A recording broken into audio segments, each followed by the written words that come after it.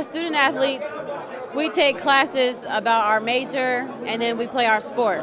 We don't always get to learn about other things that can help us out in life later, like entrepreneurship or public speaking, things like that. So what is something that you wish you would have focused on while you were in our college that helped you later in life, that skill that you needed? Well, I think when you heard me earlier talking about that, I really wanted to major in communications. Okay. And it was just going to be so time consuming that I wind up majoring in sociology.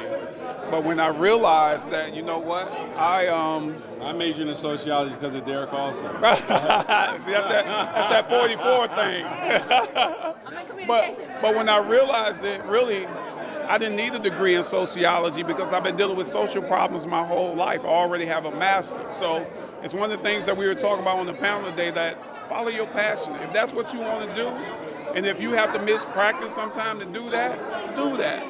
You know, I didn't do that. And it still bothers me to this day that when I sit back and think about it, that I should have followed what I love doing. And I love my communications classes. Same. I'm a communications major too, and at first I had like a hard time figuring. So you're in Newhouse? No, I'm not. I'm a VPS, right? Yeah. All right. Yeah, I'm a VPS. So I had a hard time figuring out what I wanted to major in too. And now I'm just now finding out that I really do. I have a passion for communication, but I'm not sure how far I want to take, because, you know, growing up, basketball was the only thing you really had. You was a rapper, a basketball player, or a drug dealer. I was a rapper and a basketball player, but go ahead. Really? How'd you manage to do both? I'm incredibly ingenious. I'm just really smart. But honestly, I wish I could have been in Newhouse, but you don't have the time to be in Newhouse and to play on a team. Or if you're in Newhouse and you're trying to be on a team, you're probably not going to play much because you're not going to be able to put in the amount of time to hone your skills on the basketball court. So you got to kind of pick. And if, you know, hindsight's 2020. As a 43-year-old man, I'm sitting there, I'm telling you, I wish I'd have focused more on the communication side of things, because it helps you after basketball. And basketball is such a small window. Like, you got Derrick is one of the outliers. He played 15 years in the NBA. I played 7 years in the NBA. So he played double the amount of years I played in the NBA. So my life after basketball started way before his. So, like, from a business standpoint, I had to put on my business hat early and figure some things out, which I did.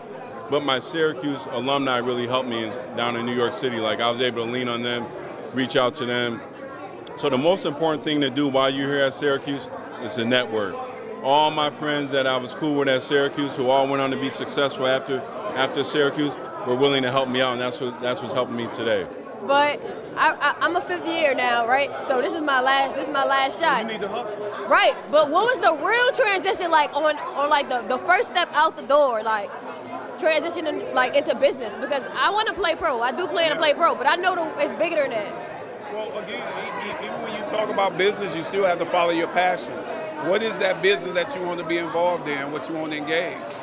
And I would tell you to really figure out what that model is before you just jump into it. Because I was that person. Like, when I grew up in my neighborhood, I just wanted to see my community come back, so I wanted to build strip centers in my neighborhood where I grew up at.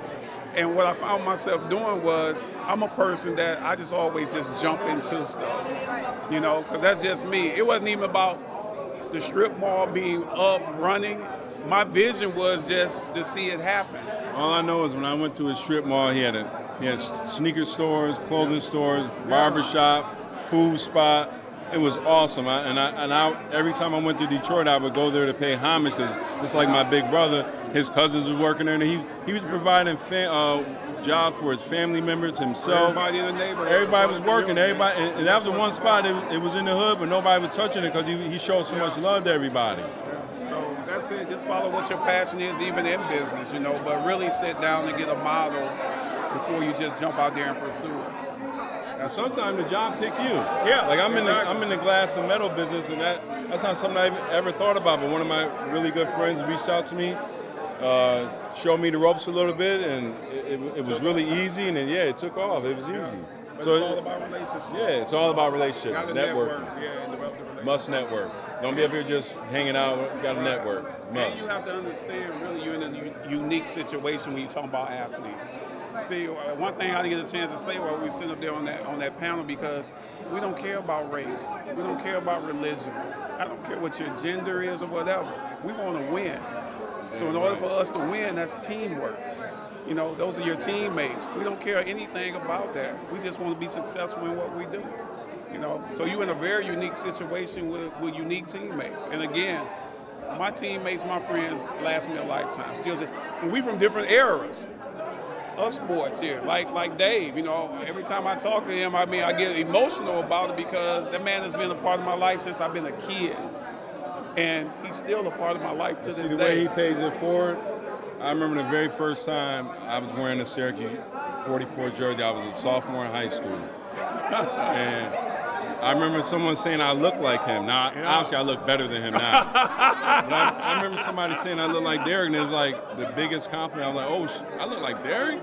Can I play like him? Yes. And I remember Coach Benham saying to me, like, if you keep playing, you could be like Derrick and Billy. And I was like, so this was my Michael Jordan coming up. Like, Derrick Coleman was my Michael Jordan because coming from Rochester, New York, Syracuse was the biggest thing I knew about, and at that time, Derrick was the biggest player, and that's what made me gravitate towards Syracuse. And when I got a letter from them, I was ecstatic. I told other schools, don't even waste your time recruiting me because I'm going to Syracuse. And still, we don't let nobody put that 44 on. Yeah, so the fact that you have it, you must represent. Yeah, you gotta represent. I'm the last one to wear it. Right. I wore it right after my man. Yeah. Nobody else has ever worn it. You're not gonna let nobody, like a recruit come in, you're not putting that number until you check with us. So I had to check with him. Trust me. Like, hey. Ain't nobody anytime I had. Where's Floyd? Anytime but this is basketball. This is basketball. Blame him. He inspired me. Well, that's great. But now that I meet the two greats, that's right. before me, really nice meeting you. feeling real inspired. CBT 2017, we getting it in, baby. CBT 2017. CBT women's basketball checking in. The Fofos.